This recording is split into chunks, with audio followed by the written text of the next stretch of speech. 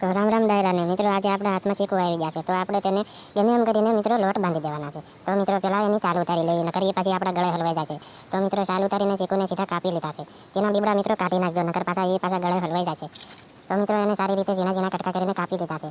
હરખા એને કાપી લેવી, ત્યાર પછી તેને મિત્રો આપણે લોટ બાંધવાનો છે. તમે આગળ વિડીયોમાં બનાવી જો કઈ રીતે એને લોટ બાંધવી.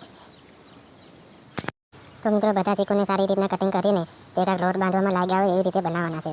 મિત્રો ચીકુનું જ્યુસ બનાવવાનું છે, તમે એમ વિચારમાં ન પડી જતા આ શું બનાવે છે. સારી રીતના બધા કટ થઈ જાય ત્યાર પછી તેને મિત્રો આપણે થોડું ડ્રાયફ્રૂટ પણ નાખીશું. તો સૌથી પહેલાં આપણે પાકિસ્તાનની બદામ લઈ લેવી. તો મિત્રો બદામને જો આવી રીતની ઝીણી ઝીણી કટિંગ કરી નાખવાની છે. એક રકાબીમાં ઝીણી કટિંગ કરેલી બદામ રાખીશું. બદામ કપાઈ જાય ત્યાર પછી આપણે ચીનમાંથી કાજુ લઈ આવવાના છે. તો કાજુને પણ ઝીણા ઝીણા કટિંગ કરી લેવાના છે. કટિંગ થઈ જાય ત્યાર પછી તેને આપણે ચીકુને લોટ બાંધવાનું શરૂ કરી દેવાનું છે. કઈ રીતે લોટ? આ ચીકુ છે, આપણે ચીકુના લોટ બાંધવા માટે થોડીક સાકર કે મોરસ ગમે તે ચાલે એ નાખવાનું. ત્યાર પછી કારી પેસ્ટનું તોરું દૂધ નાખવાનું છે. ત્યાર પછી આ આપણે દાંડો લઈ દીધો છે હાથમાં, તો દાંડાને આપણે બ્લેન્ડર કહી શકીએ. બ્લેન્ડરમાં બધા ચીકુને નાખી દેવાના છે. ત્યાર પછી તેને ચૂંદો કરી નાખવાનો છે. સૌથી પહેલાં આપણે થોડું તેમાં દૂધ નાખીશું. દૂધ નાખી એટલા માટે આપણો લોટ સારો બંધાય. પછી તેને શરૂ કરી દેવાનો છે. તે ધીમે ધીમે લોટ બાંધવા લાગશે.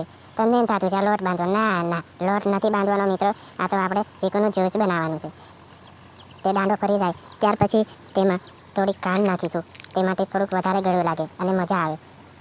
ખાંડ પડી જાય તે માટે થોડો બરફ અને થોડું પાછું દૂધ નાખીશું. એટલા માટે બધું થોડું છોટું સવાયું થઈ જાય, પી શકીએ એવું.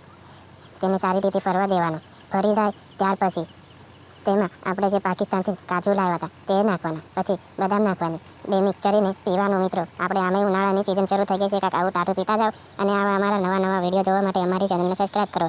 અને હા, વિડીયો સારો લાગ્યો હોય તો એક નાનકડી કોમેન્ટ કરો કે તમે અમારો વિડીયો ક્યાંથી જોવો છો. અને હા, વિડીયોને લાઈક તો કરતા જ જાજો, એટલે જેથી કરીને અમારો વિડીયો તમને ગમે. તો મળીએ મિત્રો નવા વિડીયોમાં.